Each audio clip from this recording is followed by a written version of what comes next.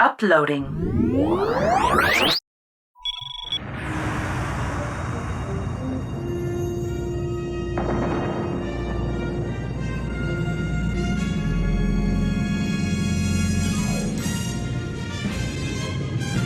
The Galaxy-class starship was the most advanced, most powerful Federation design during much of the 24th century. Ultimately considered to be an exploratory vessel, it was utilized to find new civilizations as well as participate in scientific endeavors. The composition of the Galaxy included a primary hull, known as the saucer section, and secondary hull for the star drive. This, in the opinion of most, is the key to the vessel's purpose. Completing what's known as a saucer separation, the two halves would disconnect from each other and ultimately complete two different tasks. The stated purpose of this was so that the families and scientists could escape during an emergency situation. Unfortunately, this is an ill-conceived idea. Some might say idiotic.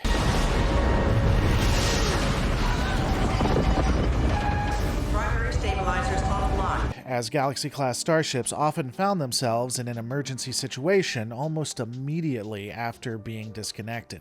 This would leave no time for the families to escape. And even if they could separate in an attempt to get away, the saucer section was way too slow and would not be able to outrun most threats. So to put it simply, the use of the Galaxy-class starship is an utter failure. It fails to achieve its original mission, and it wasn't used for much else, which was, again, to ensure the safety of families. So the question becomes, what should we do with this vessel?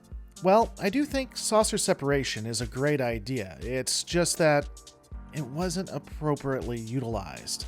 For this to work, we're going to remove families from these vessels, whether it's stated because exploring the universe is dangerous, or people accept the fact that Starfleet is a military, doesn't really matter to me. It has the same result.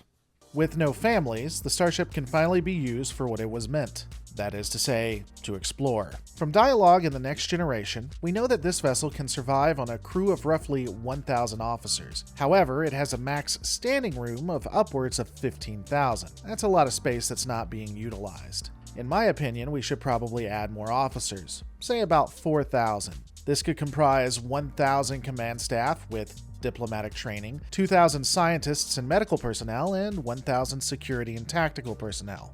The standard operation of the vessel wouldn't change, at least in the beginning.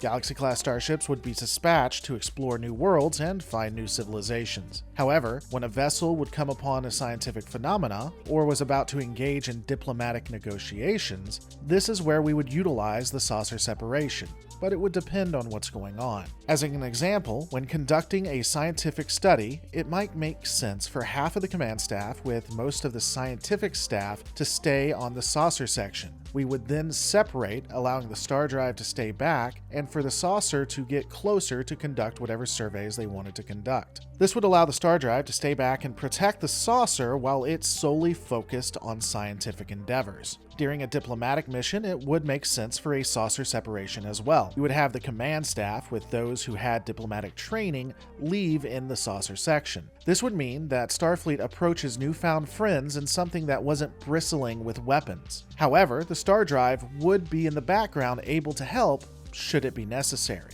As we see in TNG, with so many weapons on the Galaxy class, first contact can sometimes be tense. However, it wouldn't be with this new policy. And it doesn't stop there. The Galaxy class actually makes an excellent command and control vessel. The saucer section is designed to allow for advanced sensors as well as experimental systems. These systems, and indeed the sensors themselves, could either be gutted or repurposed to allow for it to become the nerve center of several different fleets. The saucer section could include Admiralty, Sector Intelligence, Command Staff, and more. A vessel that would originally hold 4,000 would probably be increased to something like 9,000, and this would basically be a mobile headquarters.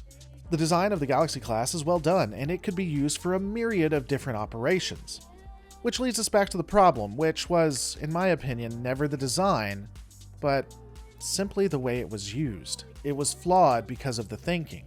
But of course, I don't have to tell you the foibles of Starfleet and the United Federation of Planets.